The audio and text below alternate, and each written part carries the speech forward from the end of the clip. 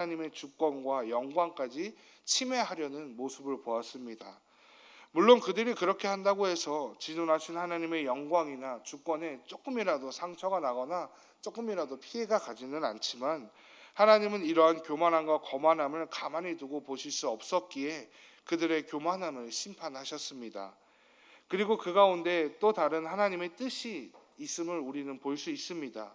오늘 말씀을 나눌 때 하나님께서 열방을 어떻게 왜 사용하시는지, 또 그를 통하여 이루시고자 하는 하나님의 뜻은 무엇인지를 묵상하는 귀한 시간이 되기를 소망합니다. 구약 성경 전체를 보면 하나님께서 하나님의 백성을 다루시는 방법도 있습니다. 바로 우리들이 자녀들을 양육할 때와 같은 방법, 매와 보듬음입니다. 매로 때리시기도 하시고 또 그 상처를 보듬어 안으실 때가 있습니다. 하나님의 왕국 에덴 동산에서 아담과 하와는 하나님의 주권을 침해하려 했기에, 하나님보다 다른 것을 더 사랑하려 했기에 하나님이 에덴에서 그들을 쫓아내셨습니다. 이때 우리가 눈여겨보아야 하는 것은 에덴이 단순히 지명과 장소로서의 그런 기능을 하는 것이 아니라 하나님의 품, 곧 우리가 원래 있어야 할 그곳에서 하나님으로부터 쫓겨났다라는 것입니다. 제가 결혼을 하고 나니 참 이러면 안 되지만서도 참 그리워지는 곳이 있습니다. 바로 부모님이 계신 그 부모님의 집입니다. 하나님께서는 부모를 통하여 자녀를 낳게 하셨고, 이를 통하여 하나님의 사랑과 마음을 더욱 온전히 느끼고 깨닫게 하셨습니다. 그리고 자녀들은 그 가운데서 부모님이 나에게 얼마나 중요하며 나에게 얼마나 헌신적인 사랑으로 나를 보살펴 주는지를 깨닫게 하셨습니다. 그리고 그 가운데서 그 사랑이 얼마나 위대한 것인지 또한 깨닫게 되었습니다. 하나님의 세상도 하나님의 사랑도 이와 같다라는 것을 저는 결혼을 하고 조금이나마 더 느끼는 것 같습니다. 우리가 원래 있어야 할 곳은 하나님의 품, 하나님의 사랑 그 아니었습니다. 그러나 죄로 인하여 하나님의 품을 떠날 수밖에 없게 된 것은 너무나 비극적이고 슬픈 이야기, 하나님의 사랑을 느끼지 못하는 것은 너무나도 비극적인 이야기가 아닐 수 없습니다. 죄로 인하여 하나님의 품에서 떠날 수밖에 없었던 우리의 이러한 모습은 실제로 우리나라의 역사 가운데도 있었음을 보게 됩니다. 일제강점기 때에 나라와 민족을 두고 나의 고향을 떠나야만 했던 우리의 조상들이 있었습니다. 그리고 그들 가운데는 아픔을, 내 고향과 민족을 두고 떠나야 되는 아픔이 있었습니다. 이스라엘의 역사에도 이와 비슷한 내 사랑하는 모든 것들을 두고 떠나야 하는 아픔이 있었습니다. 이스라엘 민족은 하나님의 은혜와 인도하심으로 출애굽하고 약속의 땅에 정착하였지만, 기원전 6세기에 오늘 본문에 등장하는 바벨론의 침략을 받아 수도 예루살렘이 함락되고 왕을 비롯한 국가의 수많은 엘리트들과 백성들이 포로로 잡혀가서 나라를 잃어버리고 떠나야 되는 모습을 보게 됩니다. 그리고 이러한 역사를 가진 민족들은 자신이 원래 있어야 하는 그곳, 고향에서 추방당하고 언제 다시 돌아갈지 모르는 어두움과 아픔을 뼈저리게 느꼈을 것입니다. 본문 1절에서 말하는 야곱 족속의 배경과 역사가 바로 이 역사입니다. 그렇다면 이 야곱 족속, 즉 이스라엘 백성들이 그토록 기다리고 소망하는 것은 무엇이었겠습니까? 바로 자신의 땅, 고향으로 돌아가는 것, 자신들이 원래 있어야 하는 곳으로 돌아가는 것이 이들에게 소망이고 이들에게 꿈이었을 것입니다. 여기서 우리가 한 번 더 눈여겨보아야 할 것은 이들이 바벨론으로 끌려간 근본적인 원인이 무엇에 있냐라는 것입니다. 그것은 바벨론이 강하였기 때문이 아니라 이스라엘 백성들이 하나님을 거역하고 배신했기 때문에 하나님께서 바벨론을 들어 쓰셨을 뿐이라는 것을 우리는 보아야 합니다. 결자해지라는 말이 있습니다. 즉 이들이 끌려간 것도 하나님의 뜻이었으며, 그러한 이들이 이들의 땅, 하나님의 품으로 돌아갈 수 있는 방법도 오직 하나님께 달려 있다라는 것입니다. 그 가운데 오늘 본문은 이렇게 시작을 하고 있습니다. 이사야서 14장 1절의 말씀 함께 읽도록 하겠습니다.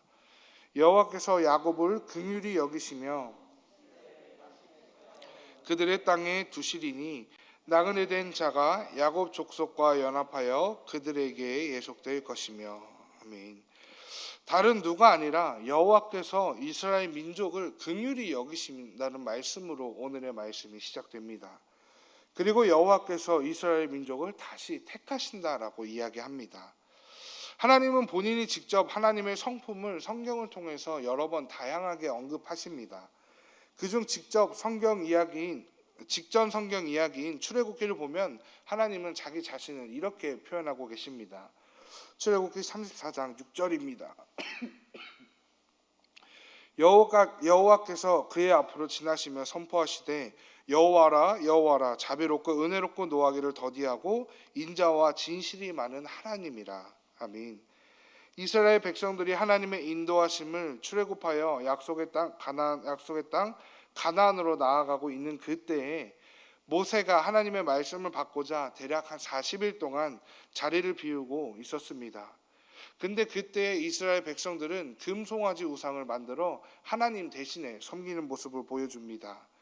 이때 모세가 화가 나 하나님이 주신 십계명의 석판을 바닥에 던져 깨뜨리고 하나님은 다시 석판을 주시고자 모세를 부르시고 하셨던 말씀이 바로 이 말씀입니다. 하나님은 자비롭고 은혜롭고 인자와 진실이 많으신 하나님이십니다. 그 하나님의 오늘 이스라엘 백성들을 긍휼히 여기신다라고 오늘 본문에서는 말하고 있습니다. 그리고 그 인자와 긍휼이 많으신 하나님께서 이스라엘 백성을 다시 택하시는 모습을 보게 됩니다. 오늘날 우리들에게도 동일하게 역사하여 주시고 계시지 않겠습니까? 죄인된 우리들을 그냥 내쫓지 아니하시고 긍휼히 여기사 은혜를 베푸시어 하나님의 자녀로서 하나님의 백성으로서 이 땅을 살아가게 하고 계신 것 아니겠습니까? 오늘 우리는 그 하나님의 긍휼에 감사드려야 합니다. 나는 하나님의 자녀니까 하나님의 사랑을 받는 것은 당연하지라고 생각할 것이 아니라 우리는 하나님의 사랑받는 자녀이기에 이 땅 가운데서 더욱더 하나님의 그 사랑과 은혜를 고백하며 감사를 드려야 하는 것입니다. 우리가 하나님의 그 사랑을 받을 수 없는 존재이지만 하나님께서는 은혜로 그 사랑을 긍휼히 여기사 베푸셨다는 것을 우리는 반드시 하나님 앞에 감사로 고백해야 합니다. 이스라엘 백성들의 모습을 보시기 바랍니다. 그렇게 수차례 하나님의 말씀을 거부하고 배신하고 듣지 않고 오히려 하나님이 아니라 다른 것을 더 사랑하고 의지하는 백성들이었음에도 불구하고 오늘 하나님께서는 그들을 긍휼히 여기셨다라고 말하고 있습니다. 다시금 하나님이 그 땅에 있게 하시려고 그들을 택하였다라고 말하고 있습니다. 또 하나님께서는 그냥 의무적으로 형식적으로 그들을 택하여서 그들의 땅에 두시는 것이 아닙니다. 3절에 이렇게 기록되어 있습니다. 여호와께서 너를 슬픔과 공고와 및 내가 수고하는 고역에서 놓으시고 안식을 주시는 날에. 아멘. 하나님께서 특별히 이스라엘 백성들의 슬픔과 공고와 수고의 소리에 귀 기울이셔서 그들의 아픔과 고난의 소리를 다 들으셨다라고 기록되어져 있습니다.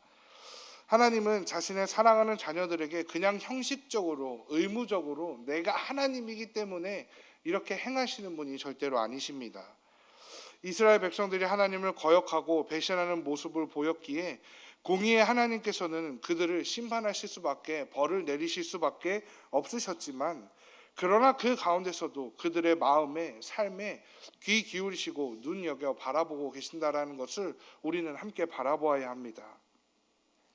그들을 바벨론 가운데 두셨지만 그 가운데서도 혹 내 자녀들이 너무나 고통스럽지는 않을까, 너무나 힘들어하지는 않을까 항상 바라보고 계시다는 것을 우리는 말씀을 통해 볼 수 있습니다. 사랑하는 성도 여러분, 하나님은 오늘 우리도 이렇게 지켜보고 계시지 않겠습니까? 우리가 살아가는 세상은 죄악이 가득하고 저 사람을 짓밟더라도 내가 어떻게 하면 저 사람보다 위에 있을까 하는 생각들이 넘쳐나는 곳이 바로 이 땅이지만 저 사람보다 위에 있을까 하는 생각들로 어떻게 하면 내가 성공할 수 있을까 하며 살아가는 그러한 세상이지만 그 가운데서 하나님이 우리를 바라보고 계신다는 것을, 우리의 소리에 귀 기울이고 계신다는 것을 우리는 반드시 기억하여야 합니다. 심지어 오늘 본문 이전의 장에서 심판을 선포하시고 오늘 본문에서는 그토록 위세 등등하던, 그렇게나 자신의 힘으로 이스라엘 백성들을 고통스럽게 괴롭히던, 그토록 찬란한 영광을 누리던 바벨론 왕국을 어떻게 하시는지를 말씀하십니다. 이사야서 14장 11절의 말씀입니다. 내 영화가 수월에 떨어졌으며 내 비파 소리까지로다. 구더기가 내 아래에 깔리며 지렁이가 너를 덮었도다. 구덩이와 지렁이가 가득한 수월로 떨어지는 바벨론의 모습을 보게 됩니다. 하늘 끝까지 올라갈 것 같았던 그들의 교만과 오만함을 꺾으시어 수월까지 내리시는 모습을, 그리고 그를 통하여 이스라엘 백성들이 원래 있어야 하는 그곳으로 하나님께서 인도하시는 모습을 보게 됩니다. 사랑하는 성도 여러분, 우리의 삶도 우리의 마지막도 반드시 이러할 줄로 함께 믿으며 나아갔으면 좋겠습니다. 지금의 우리의 삶이 어떠할지는 모르겠지만 하나님께서 사랑하는 하나님의 자녀이자 성도인 우리들의 모든 상황과 소리에 귀 기울이고 계시다라는 것을 반드시 함께 기억하였으면 좋겠습니다. 그리고 그렇게 바라보시고 귀 기울이시는 가운데 우리로 하여금 반드시 다시금 하나님의 품으로, 하나님의 승리와 영광의 품으로 하나님께서는 인도하여 주실 것입니다. 이 세상은 자신의 것들을, 자신의 힘과 능력을 자랑하며 우리를 억압하고 우리를 핍박할지도 모르지만 그들은 결국 하나님을 인정하지 않는다면 하나님께서는 그들을 스올로 밖에 내리실 수밖에 없음을 말씀을 통해서 또 함께 보게 됩니다. 그러나 하나님의 은혜를 고백하며 하나님의 사랑을 시인하는 우리 성도들에게는 반드시 이루어질 그 승리의 구원이 있음을 믿고 오늘 하루도 세상 가운데서 하나님과 함께 하나님의 승리를 선포하며 살아가는 우리 모두가 되기를 주님의 이름으로 축원을 드립니다. 함께 기도하겠습니다.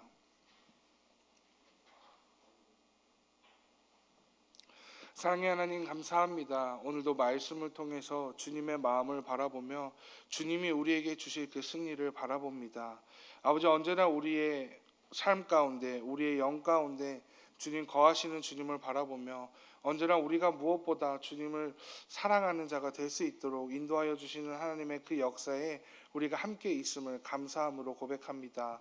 주님, 우리가 언제나 주님의 역사에 동참하게 하여 주시고 우리가 언제나 주님이 원하시는 그 날에, 주님이 원하시는 그곳에 있을 수 있도록 우리를 축복하여 주시옵소서.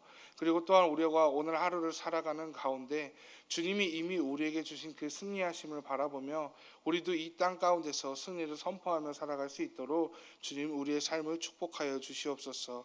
언제나 주님이 함께하여 주실 것을 믿으며 이 모든 말씀 우리 주 예수 그리스도의 이름으로 간절히 기도했습니다. 아멘.